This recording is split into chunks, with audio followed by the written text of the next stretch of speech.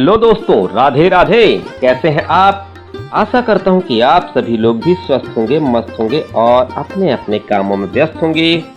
तो दोस्तों, लेकर आए हूं फिर से बुंदेलखंड की एक जानकारी। तो चलते हैं दोस्तों जानकारी की तरफ। हिस्ट्री ऑफ बागेश्वर धाम सरकार। बुंदेलखंड में ही बागेश्वर धाम है। आप जानते होंगे, न्यूज़ पर, टीवी पर और संस्कार टीवी पर भी बागेश्वर धाम को दिखाया जाता है और लाखों की तादाद में लोग दर्शन करने जा रहे हैं। शनिवार मंगलवार को बहुत भीड़ होती है।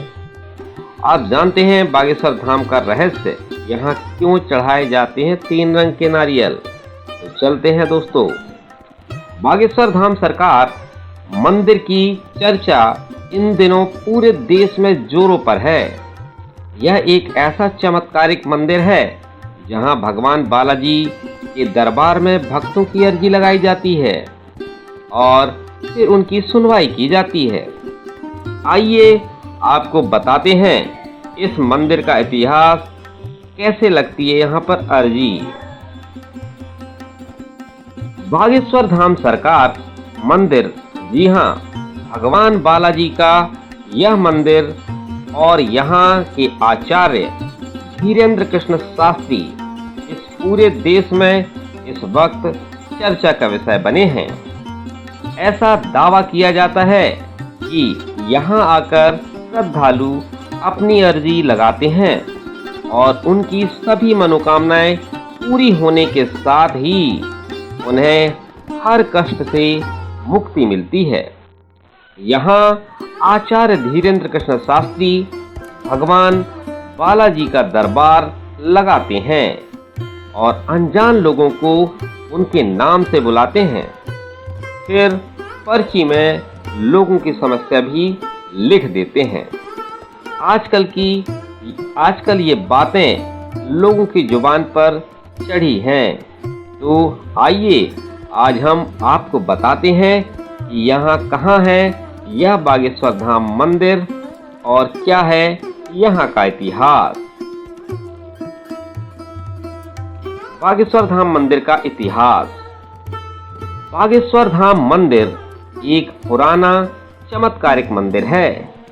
यह मंदिर छतरपुर के पास बागेश्वर धाम में स्थित है और यह बालाजी का मंदिर है।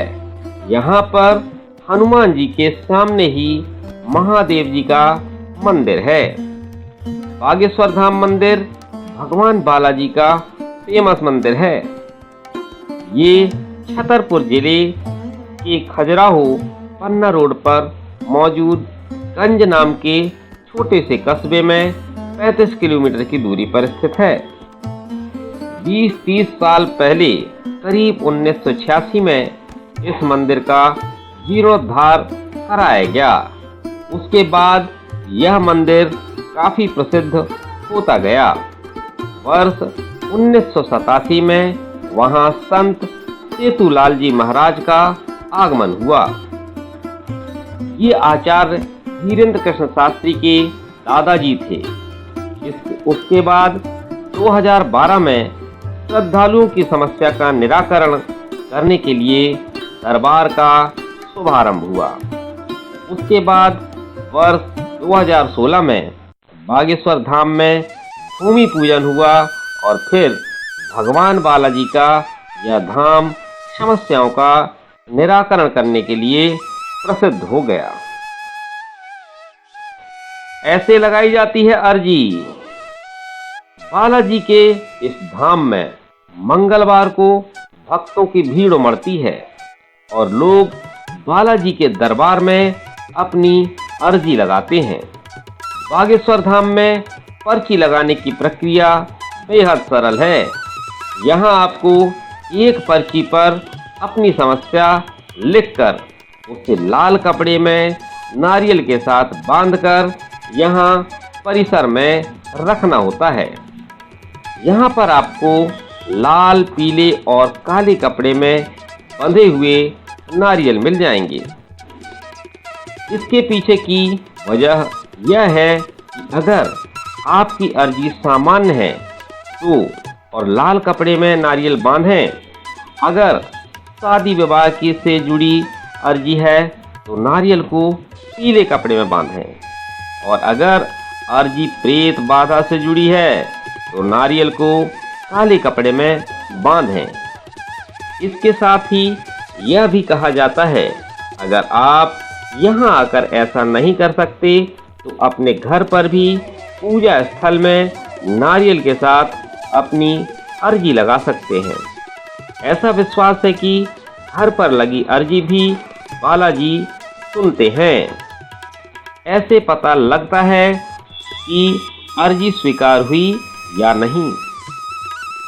आचार्य धीरेन्द्र शास्त्री बताते हैं कि अगर आपने अर्जी सच्ची श्रद्धा से लगाई है और आपकी अर्जी स्वीकार हुई है तो आपको सपने में लगातार 2 दिन तक बंदर दिखाई देंगे।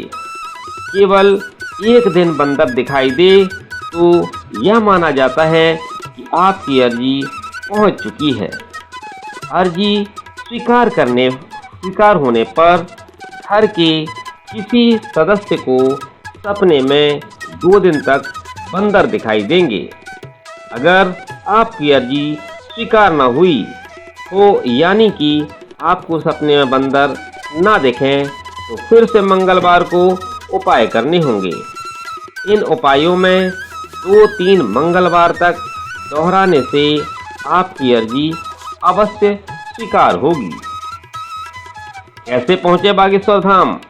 अगर आप बागेश्वर धाम सरकार मंदिर जा रहे हैं तो सड़क मार्ग की मदद से या ट्रेन या हवाई मार्ग से यहां तक पहुंच सकते हैं। भोपाल से बागेश्वर धाम की दूरी करीबन 365 किलोमीटर है। ट्रेन से जाने की इच्छा रखने वालों के लिए बागेश्वर धाम छतरपुर रेलवे स्टेशन या फिर खजुराहो रेलवे स्टेशन से भी पहुंचा जा सकता है। इस रेलवे स्टेशन से धाम तक के लिए आपको टैक्सी या बस भी आसानी से मिल जाएगी। वहां अगर आपको सड़क मार्ग से इस मंदिर में जाना है तो उसके लिए भी पहले खजुराहो आना पड़ेगा और फिर पन्ना रोड पर पन्ना गंज के छोटे से कस्बे से 35 किलोमीटर की दूरी पर यहाँ आप बागेश्वर धाम पहुँच जाएंगे। तो दोस्तों, कैसी लगी आपको ये जानकारी? अगर जानकारी अच्छी लगी हो तो कमेंट बॉक्स में कमेंट करके जरूर बताइएगा। आज का समय समाप्त हुआ। आज की जानकारी भी आपको दे दी। अगर आप और कोई जानकारी चाहते हैं तो कमेंट बॉक्स में पूछ सकते हैं, लिखकर मैं जरूर आपकी प्रॉब्लम को या आपकी बात को आपके लिए जानकारी जरूर ढूंढ कर लाऊंगा, प्रयास करूंगा। तो दोस्तों, चलता हूँ। राधे राधे।